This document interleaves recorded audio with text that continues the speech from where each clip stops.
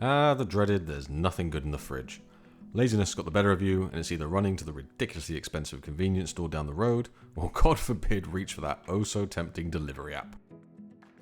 Hey there, home chefs. As you may have guessed, I've been slacking a bit on my grocery shopping, so I've been having a rummage through my pantry to find some things to cook so you can have a decent home cooked meal that's low effort and low cost, even when the fridge is empty. So grab a cup of tea, and let's get cooking. The obvious place to start is what's in the pantry. Probably got the usual suspects like your rice, potatoes, pasta, maybe some soups, coconut milk, maybe even some odd ones you've forgotten about, like me when I found this canned spinach, like spinach in a can. Who's gonna eat that? Well, mussels or not, I don't think we'll be using that. The trick is to come up with something which feels like a full enough meal, and not just ketchup mixed in with rice, something I definitely did on occasion as a student. What I landed on could not be simpler, and it will still fill you up with tons of flavour and hardly any effort to make. I'm using a tin of chopped tomatoes, pantry classic, an onion, garlic, some tomato puree from a tube, a stock pot, another pantry essential, basmati rice as our carb, and finally eggs. Whoa, what, eggs? I thought this was a no fridge challenge, I hear you say. Well, I'm glad you bring that up. It may be controversial, but I keep my eggs out of the fridge, and I recommend, in fact I strenuously recommend, Strenuously object? Is that how it works? that you do the same. Keeping them out of the fridge just makes so much more sense to me. They cook quicker and much more evenly by being room temp, and the fridge only keeps them fresh for like a day or two more. So I'll say it again, store your eggs out of the fridge. Now, if you are vehemently against that idea and insist on storing your eggs cold, then I won't exclude you. I've got another pantry recipe with no eggs that may well interest you. But first, let's whip up this surprisingly tasty baked tomato rice with sunny side up eggs. Start by dicing up the onion and garlic before frying in some olive oil. You're going to want an oven-proof pan as well, so we're going to finish this in the oven. Mine was far too wide for the amount I was making, so bear that in mind too. Also, these amounts are based primarily on what I had to hand in my pantry cooking for myself, so you may want to double up if you're cooking for more. When the onion has softened, in goes in some spices that I had. Entirely optional, but I've used basil and oregano with some cumin to go nicely with those tomato flavours. I'm adding the rice in now to toast a little with those spices. Kind of similar to how you might make risotto, we'll be adding the liquid in a sec. There are plenty of ways to make rice, but I think this allows more of a taste to be brought in.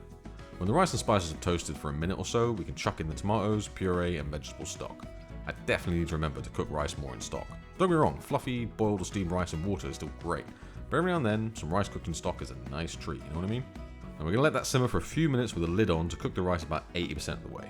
Now resist the urge to stir during that time though, just let it absorb in peace. Then after 7 or 8 minutes, things are cooking now. Literally, I suppose. And it's time for the eggs. Ideally, we want a nice deep well to house the egg. Remember how I said my pan was a bit too wide? Well, yeah, this is the issue with that. Do I only have the one oven-proof pan? Perhaps. Do I need to think about maybe investing in another slightly smaller one if I insist on making these cooking videos? Yeah, alright, I hear ya. No need to get snarky with me, I'll look into it.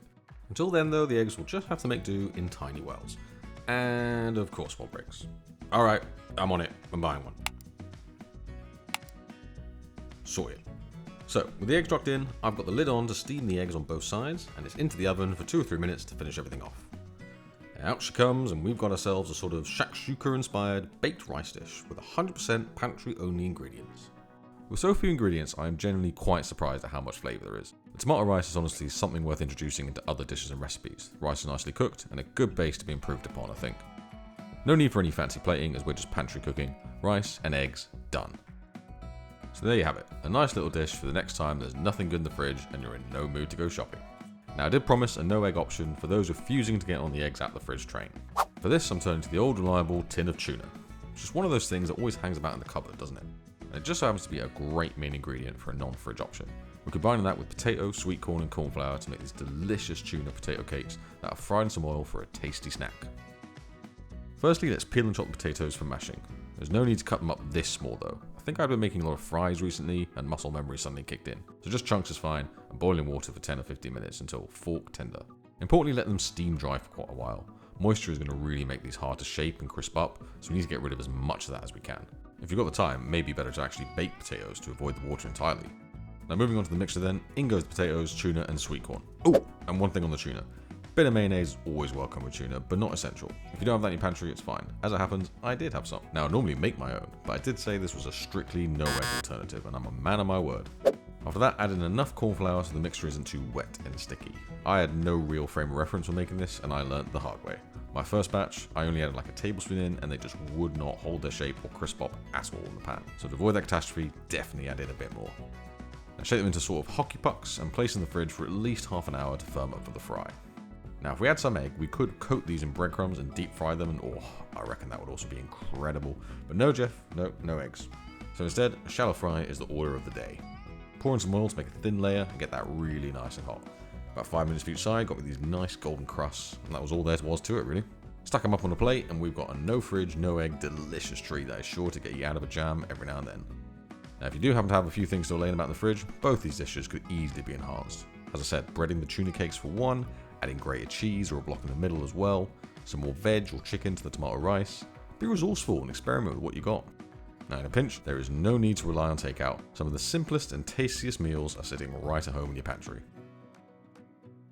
Alright, chefs, get cooking and I'll see you in the next video.